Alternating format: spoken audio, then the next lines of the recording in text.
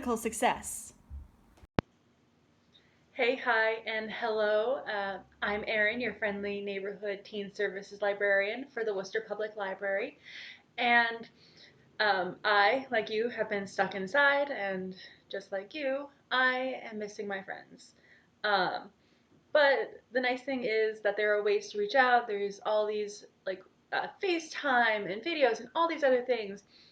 But after a while, social media has gotten tiring. I never thought this would happen, but I am tired of playing video games.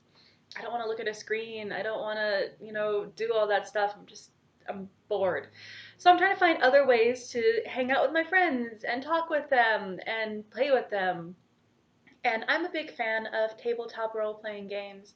I have a group that I play with on Sundays who they're awesome. We see each other like every week. It's great. And I miss that normalcy. So I've been trying to find a way to get that back. And by doing that, I have been playing with my friends at a distance through using, different kinds of resources that I'm going to talk about later. But one of the things I talk about that I usually play with my friends is Dungeons and Dragons.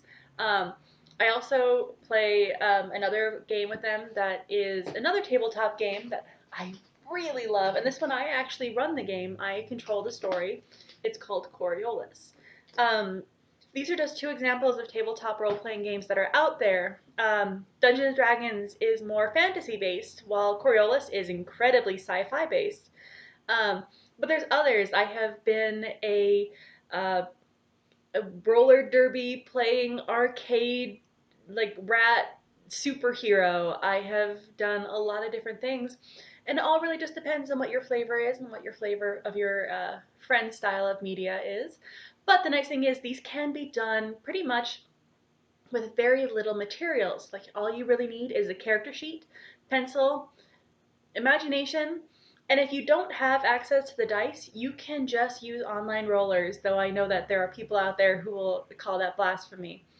But the nice thing is that this can be played at a distance. So say I'm missing my friend in Utah and I want to teach her how to play so that we can play together, I can contact her and ask her if she'd like to play. Hi. Or if I'm, kind of feeling nostalgic and I missed my friends from when I lived in Illinois, I can give them a call, say, hey, let's pick up from where we left off. Let's, play another game or two. That's one of my friends there. Hi. Or, like I said, I play a weekly Sunday game with my group that I miss constantly.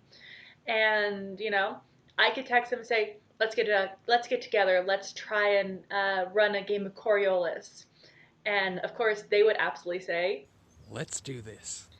so the nice thing is this can all be done very much from a distance, from just your table. Um, so like I said, Dungeons and Dragons is highly fantasy based. It has like a lot of Tolkien elements, Harry Potter elements. It's got a lot of that high fantasy style. And if you're not a big fan of like elves and stuff, it doesn't matter. Play Coriolis. Play anything else. Play Starfinder. That is version of a version of the game that has been translated to be more sci-fi and a different way of playing. A lot of these come down to just how the mechanics work, how you choose your character, how you choose your story, and what dice you roll. Um, Now, if you're kind of like figuring out like I don't know if this is really for me or if it's something I'm really interested in, these kinds of games have become very popular in media recently. As a teen services librarian, I am very up on, what's coming out recently and what's new and what's popular. And there are a couple of YA titles that have been released that are about Dungeons and Dragons. One of which is this title, Chaotic Good, by Whitney Gardner. Now, this is really cute. It's like a story, like if you remember She's the Man, which I forgot which Shakespearean tale it's based off of. But this is a Dungeons and Dragons version of that, which is so fun.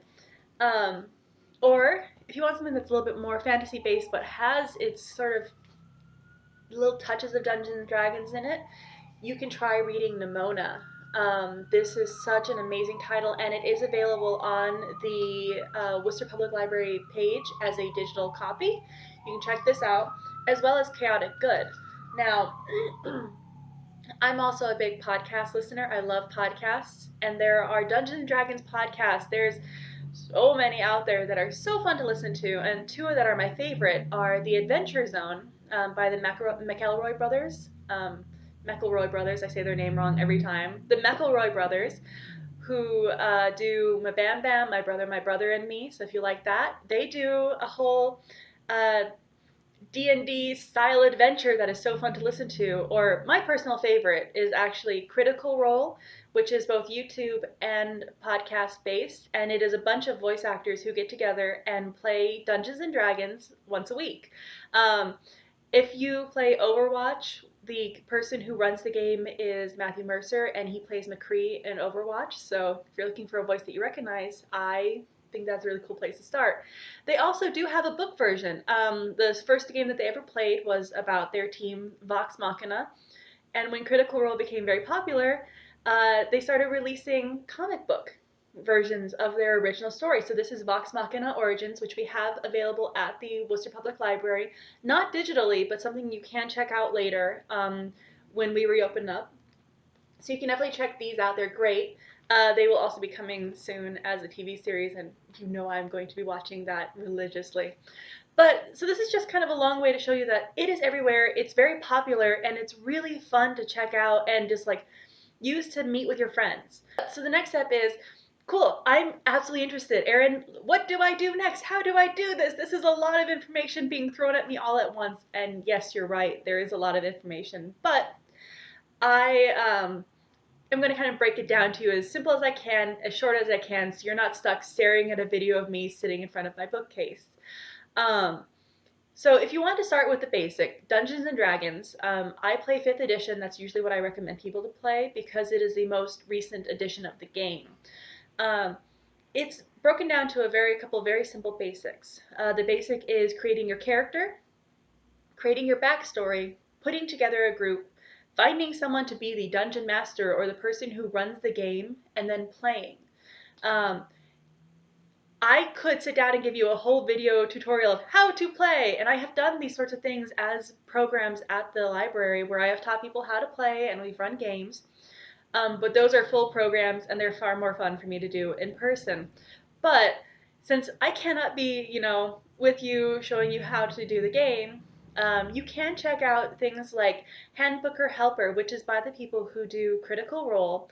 And they have their whole thing where they run through the handbook. They teach you how to make a character, how to build your backstory, all that stuff. And that is one of the best resources I can recommend for learning how to play if you can't get your hands on a copy of the book or you can't download it.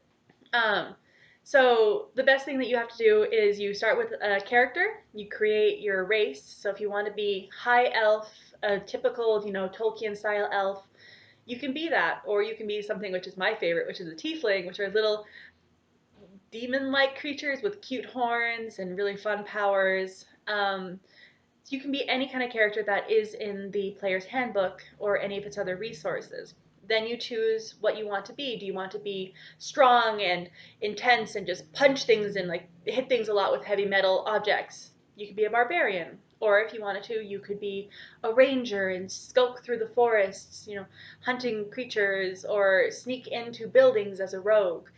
You can be basically anything that you want your imagination to be. What my big recommendation is to play as, if you're a first time player or a new player, make something kind of close to your personality. If you make it close to your personality, then it's a little bit easier and less awkward to play as, and then you can eventually get, more in depth with your characters. You get used to the idea of role playing because it's a little awkward at first, but once you get into it, it's such a good way to kind of forget everything happening in the world for a couple of hours where you just play make believe as an adult.